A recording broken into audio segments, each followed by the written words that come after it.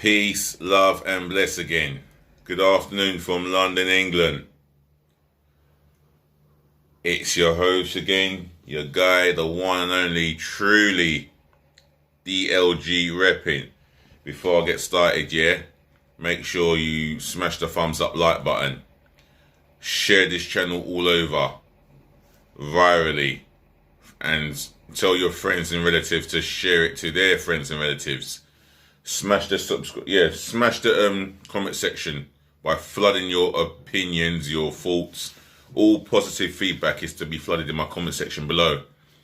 And another thing, smash that subscribe button for me. I want you to smash that subscribe button. Don't forget to smash it as hard as you can, left, right and center, galore and passionately.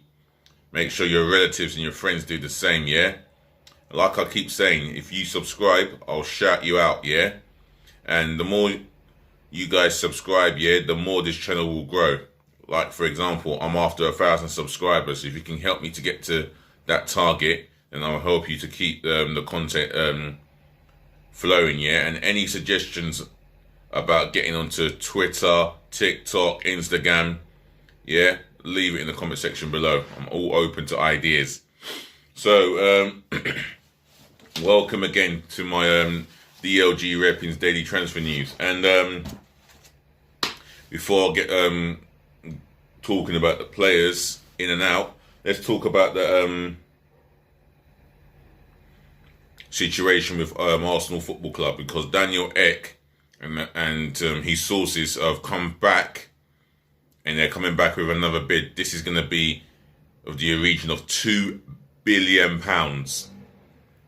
Now, whether that will make the Cronkies think, I really doubt it. But it seems to me that it's 99.9% certain that the Cronkies will say no.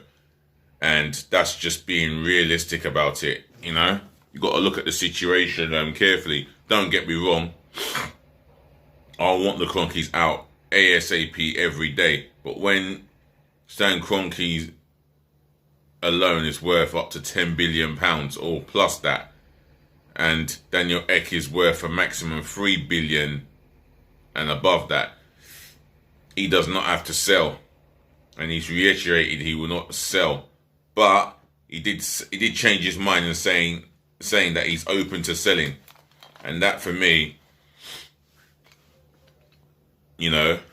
that gives me a little bit of optimism that he could actually sell. Him and his son just get the heck out of our club.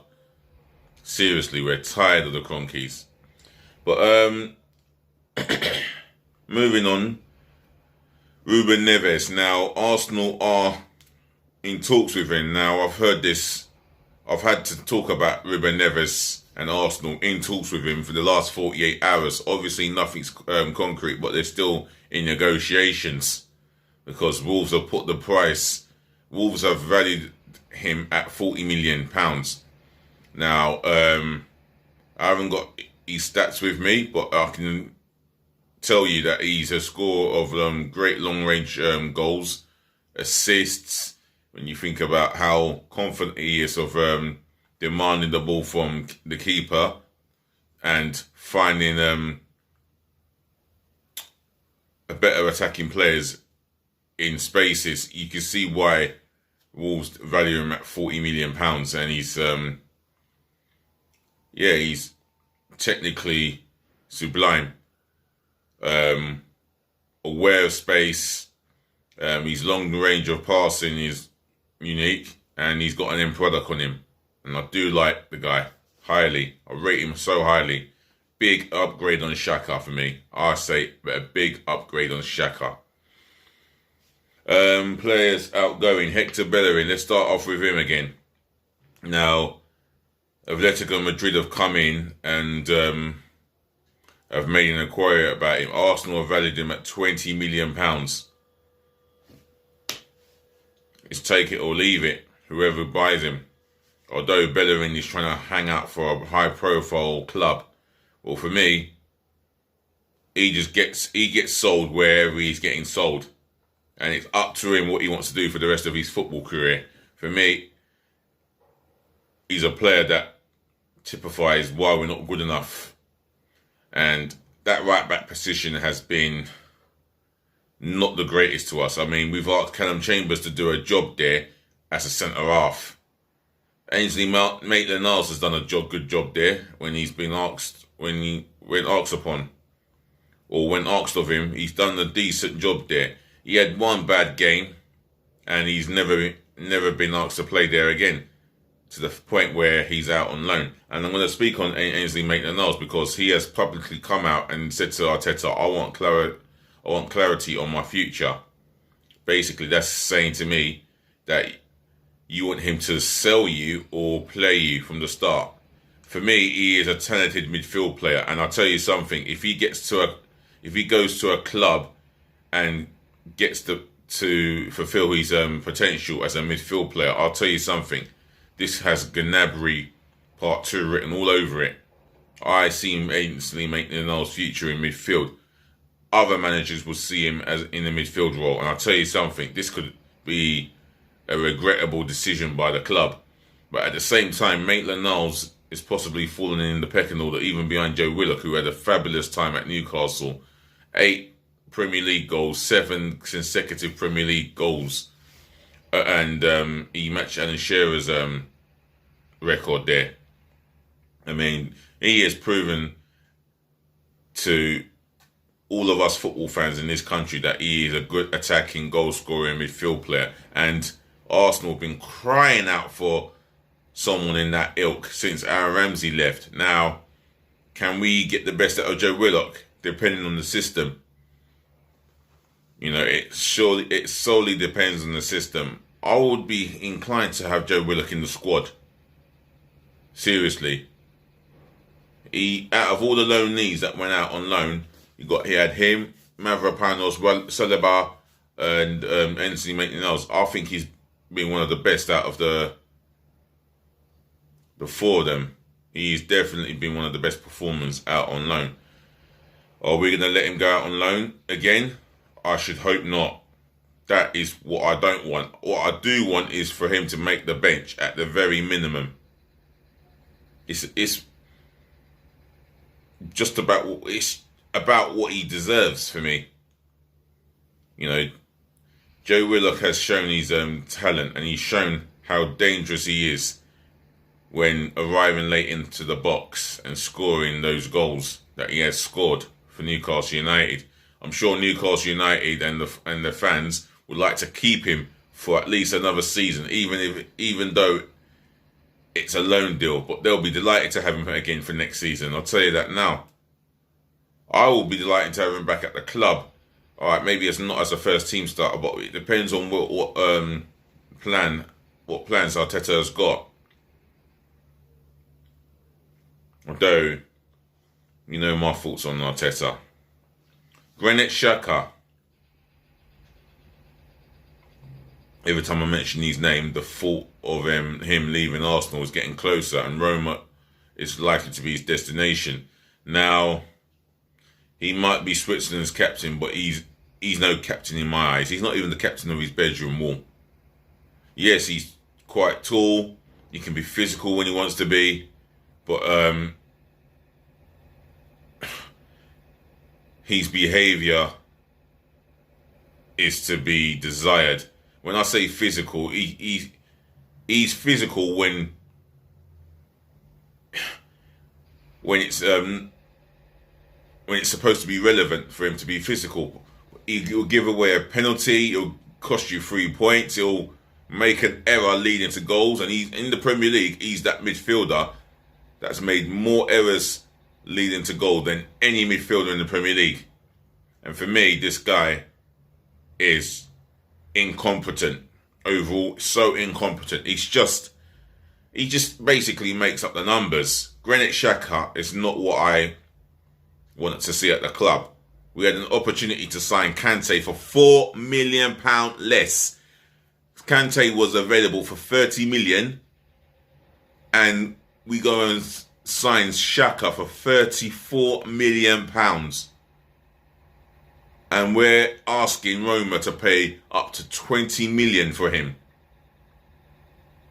Is it any wonder Roma are negotiating, are willing to pay less than 18 million, less than 17 million for his services?